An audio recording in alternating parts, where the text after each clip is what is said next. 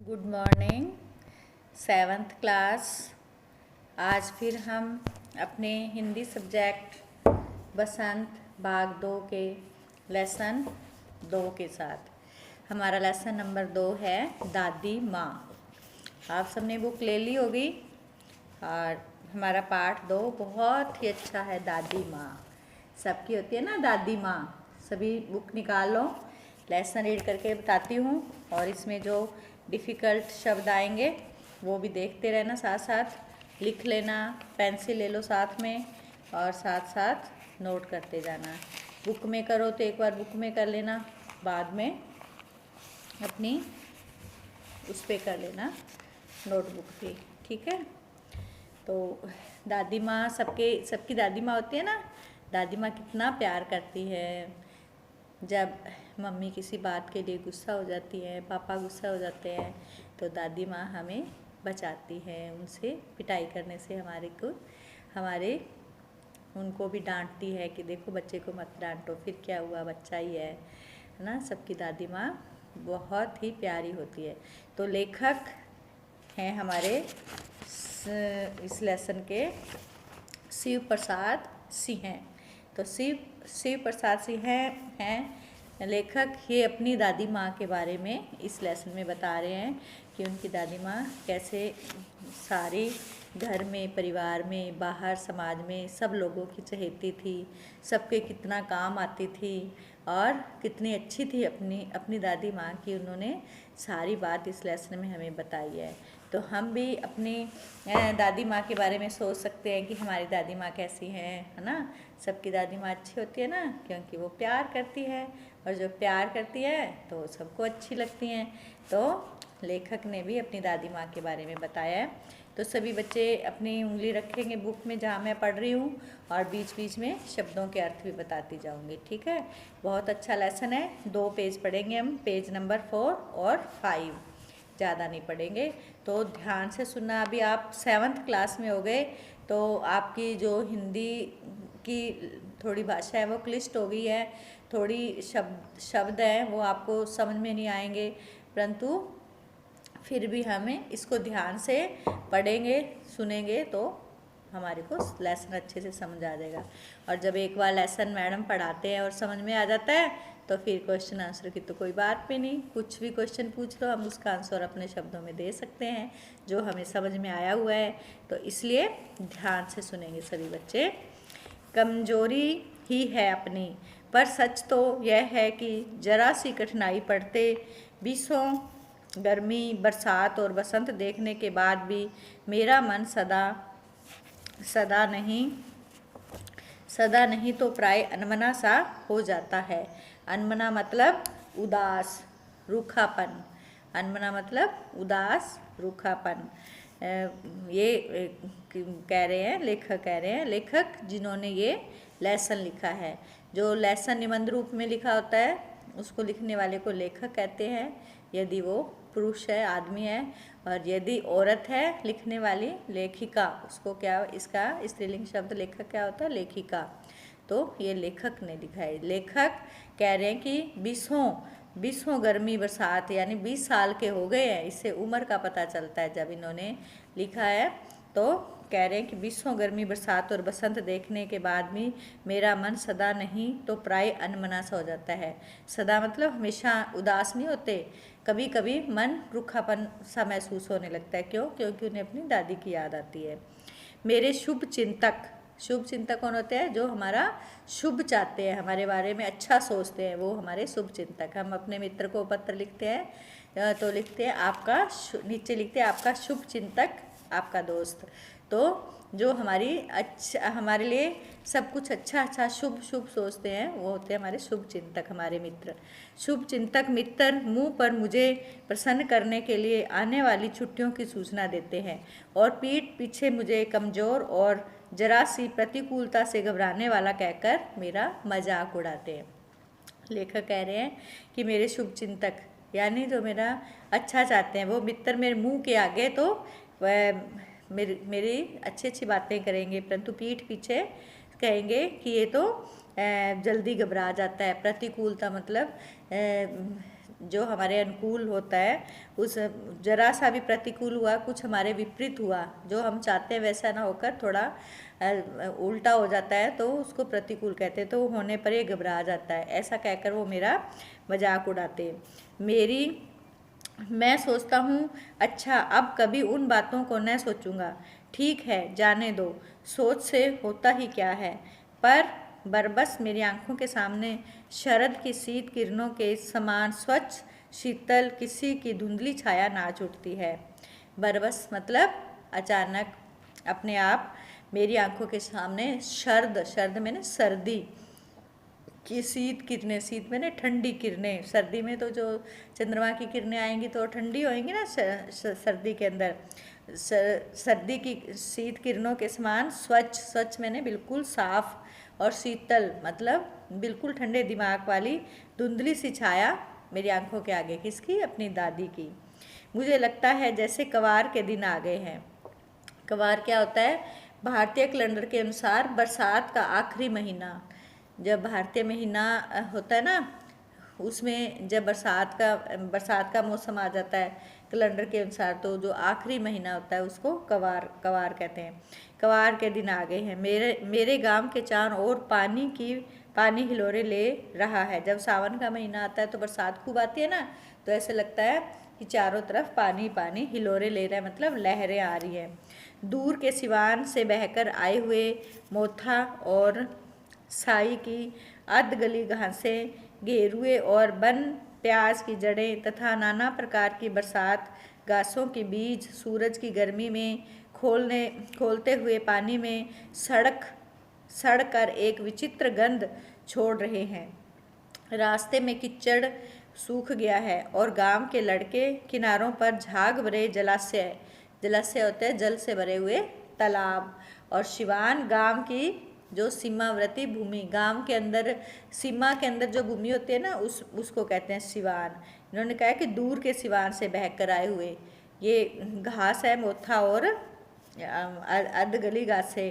अधगली मतलब आधी गली हुई जो घास है वो बहकर आ जाती है। जलाशय मतलब जल में जो जल का छोटा सा सरोवर तालाब बना होता है उसको जलाशय कहते हैं।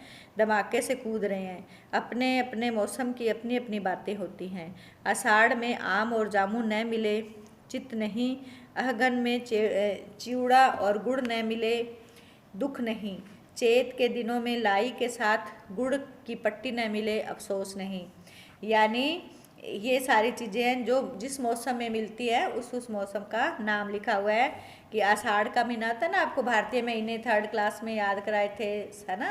चैत वैसाख आषाढ़ सावन भादो, है ना? जैसे अब आषाढ़ वैसाख चल रहा है तो वैसे भारतीय महीने भी अब याद कर लेना। तो कहते हैं आषाढ़ के महीने में आम और जामुन न मिले तो मिले चिंता नहीं, क्योंकि इस महीने में मिलते नहीं इसलिए चिंता नहीं करनी चाहिए। और अगहन में चिवड़ा और गुड़ न मिले, है ना? इस महीने में गुड़ और चिवड़ा खाते हैं ना, चावलों का जो बना होता है, वो ना मिले तो दुख नहीं। चैत के दिनों में लाई होती है जो इसके बनी होती है, चावलों को पीस कर बनाई जाती है ना, वो कि पट्टी न मिले, जो जिसको अपने गच्चक कहते हैं ना, गुड़ की गच्चक, वो ना मिले अफसोस नहीं। पर कवार के दिनों में इस गंधपूर्ण झाग भरे जल में कूदना न हो तो बड़ा बुरा मालूम होता है। कि अब कवार का महीना है जो अब बरसात ख़त्म हो गई और ये लास्ट महीना है, तो उन दिनों में पानी खूब भरा होता है जलाशयों में, तालाब में, तो वो उसमें ऐसे जैसे पानी के ऊपर ऊपर झाग से आ जाती है काई सी, उसमें कूदने को न मिले तो बहुत बुरा लगता है। लेखक बोल रहे हैं मैं भीतर हुड़क रहा था मतलब उदास हो रहा था। वियोग से दुख, वियोग में दुखी हो रहा था। वियोग मतलब किसी के जाने के बाद जो हमें दुख होता है। एक दिन ही तो कूद सका था, नहा धोकर बीमार हो गया। हल्की बीमारी न जाने क्यों मुझे अच्छी लगती है। थोड़ा थोड़ा ज्वर हो, ज्वर मतलब बुखार। अब लेखक पता क्यों कह रहे ऐसा? क्योंकि कभी कभी हम जैसे ऊब जाते हैं, कभी ये काम करो वो काम करो, सारे अपने नियमित रूप से काम करते करते ऊब से जाते हैं। तो थोड़ा बहुत बीमार होना भी अच्छा लगता है। क्यों? बीमार होने पर हमें रेस्ट करने को मिलता है, कोई हमें काम के लिए नहीं बोलता। सब बोलते हैं इसे को तो बुखार है, इसको रेस्ट करने दो, इसको दवाई दो, है ना, मेडिसिन दो। तो ज्वर, तो थोड़ा थोड़ा ज्वर हो, सर में साधारण दर्द और खाने के लिए दिन भर नींबू और साबू। लेकिन इस बार ऐसी चीज़ नहीं थी। ज्वर जो चढ़ा तो चढ़ता ही गया, यानी बुखार ऐसा चढ़ा कि उतरने का नाम ही नहीं ले रहा था, चढ़ता ही गया। रजाई पर रजाई, यानी बुखार, ठंड लगकर जब बुखार चढ़ता है, जैसे मलेरिया होता है, तो कितनी रजाई कंबल देते रहो तो भी अंदर से ठंड उठती है और ऐसे लगती है मेरे को और उड़ा दो, मेरे को ठंड लग रही है, मेरे को ऊपर और उड़ा दो। तो लेखक कह रहा है रजाई पर रजाई। और उतरा रात 12 बजे के बाद। बुखार कब उतरा लेखक का? रात को 12 बजे के बाद। दिन में मैं चादर लपेटे सोया था। दादी माँ आई, शायद नहाकर आई थी, उसी झाग वाले जल में। पतले दुबले स्नेह सने शरीर पर सफ़ेद किनारीहीन धोती, सन से सफ़ेद बालों के सिरों पर सद्य टपते हुए जल की शीतलता। आते ही उन्होंने सर पेट छुए, आंचल की गांठ खोल किसी अदृश्य शक्तिधारी के चबूतरे की मिट्टी मुंह में डाली, माथे पर लगाई।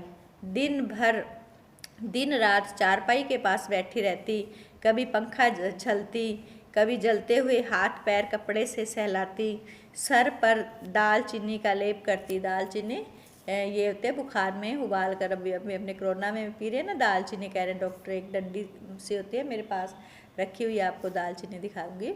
तो दालचीनी इसका उसको पीस कर उसका लेप करती और 20 बार छू छू कर ज्वर का अनुमान करती। बार बार हाथ लगा कर देखते हैं बुखार उतरा क्या, बुखार उतरा क्या।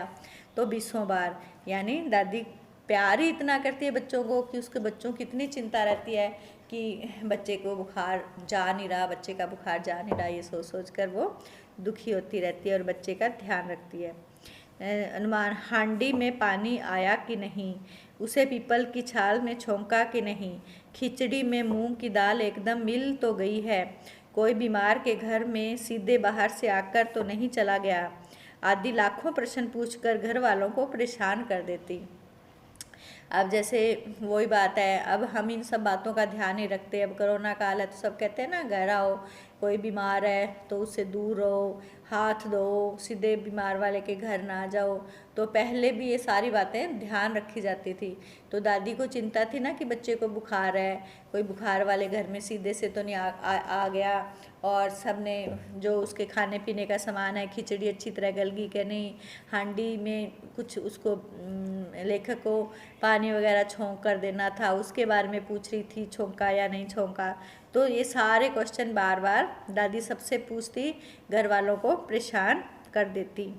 दादी माँ को गवई गांव की 50 किस्म की दवाओं के नाम याद थे, यानी दादी माँ को अपने गांव के जितने भी 50 किस्म की दवाइयाँ थी ना, जो भी मरीज होते बीमारी आती है तो उनके नाम उनको याद थे।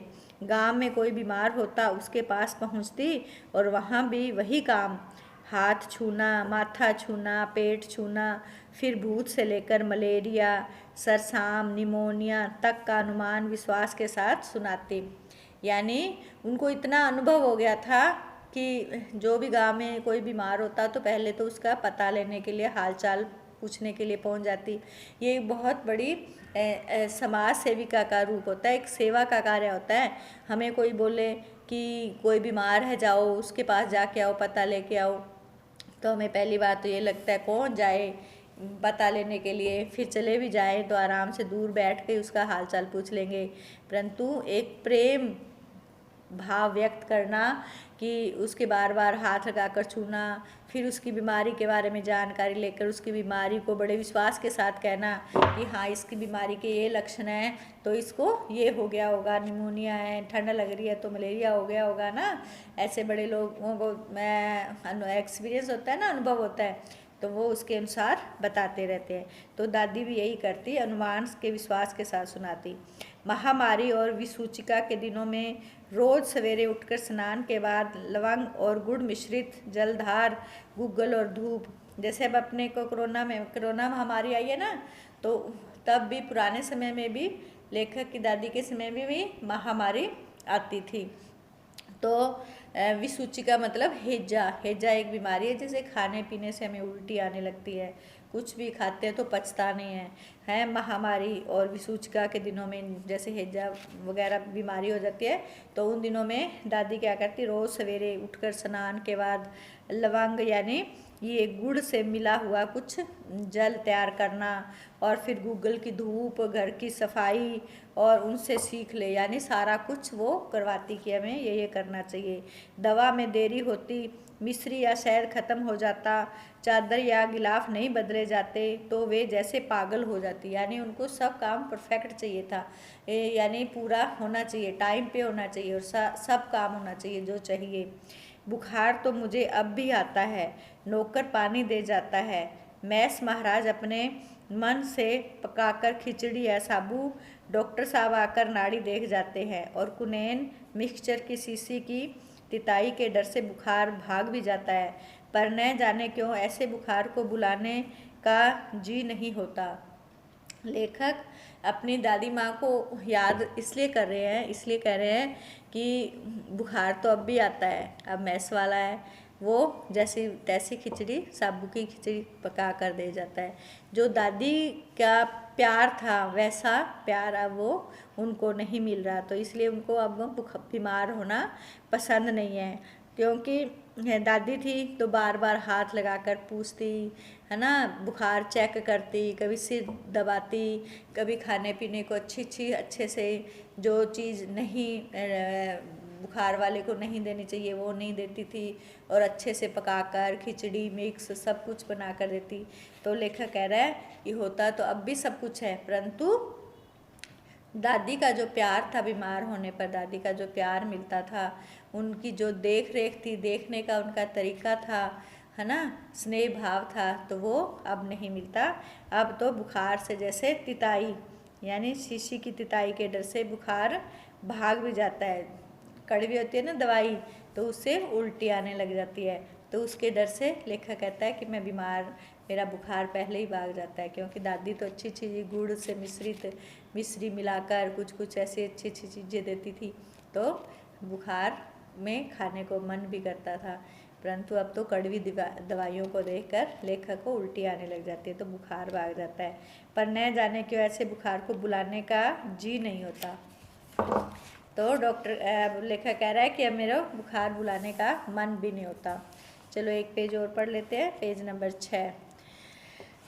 किशन भैया की शादी ठीक हुई, दादी माँ के उत्साह और आनंद का क्या कहना। दिन भर गायब रहती, सारा घर जैसे उन्होंने सर पर उठा लिया हो। पड़ोसी आती, बहुत बुलाने पर दादी माँ आती। बहन बुरा न माना, कार परोजन के घर ठहरा, एक काम अपने हाथ से न करूं तो होने वाला नहीं। जानने को ये सभी जानते थे कि दादी माँ कुछ करती नहीं, पर किसी काम में उनकी अनुपस्थिति वस्तुतः विलम्ब का कारण बन जाती। उन्हीं दिनों की बात है, एक दिन दोपहर को मैं घर लौटा, बाहरी निकसार में दादी माँ किसी पर बिगड़ रही थी। देखा, पास के कोने में दुबकी रामी की चाची खड़ी है। 100 न होगा धन्नो, रुपये मैं सूद के आज दे दो। तेरी आँख में तो शर्म है नहीं, मांगने के समय कैसे आई थी। पैरों पर नाग रगड़ती फिरी, किसी ने एक पाई भी न दी। अब लगी आजकल करने, फसल में दूंगी, अब क्या तेरे खातिर दूसरी फसल कटेगी। यानी इसमें बताया है कि दादी माँ अपना काम है वो अपने जिम्मेवारी लेती थी हर काम का। बड़े भाई की शादी थी ना, तो उनको ऐसे लगता था कि हर काम जब तक मैं ना करूं तब तक अच्छे से नहीं होगा, परंतु करते तो सब परिवार के लोग थे, परंतु दादी की उपस्थिति उसमें अनुपस्थिति, यानी यदि वो ना होती तो उसके बगैर सारे कामों में देरी हो जाती। विलम्ब मतलब देरी, विलम्ब का कारण बन जाती। और फिर दादी का वो रूप भी दिखाया है कि एक गरीब औरत है, धन्नो इसकी चाची है जो रामी की, तो वो एक बार जब पैसे मांगने आई, दादी उसको कह रही जब पैसे मांगने आई तो तेरे को किसी ने नहीं दिए थे, जब पैसे की ज़रूरत थी, हैं तब तो मैंने तेरे को पैसे दिए, अब जब लौटाने की बारी आई है तो बोलती है फसल कटने पर देगी। अब फसल यानी कट चुकी थी, फसल कटने के बाद भी उसने पैसे नहीं दिए थे दादी को। तो दादी उसको कह रही थी कि तेरे लिए फसल दोबारा कटेगी क्या। यानी हमें समय पर उनको अनुशासन पसंद था, समय पर सही व्यवहार पसंद था कि तुम पैसे मांग कर ले गई तो मैं तुम्हें समय पर लौटाने चाहिए थे। तो हमारी आज पार्ट 6 तक हमारी वीडियो पार्ट 1 हुई दादी माँ। तो आगे भी लेसन पढ़ना और मैं अगली वीडियो में अच्छे से समझाऊंगी और अगले में शब्दार्थ इसके लिखवाऊंगी कॉपी पेन पे। ठीक है, बाय।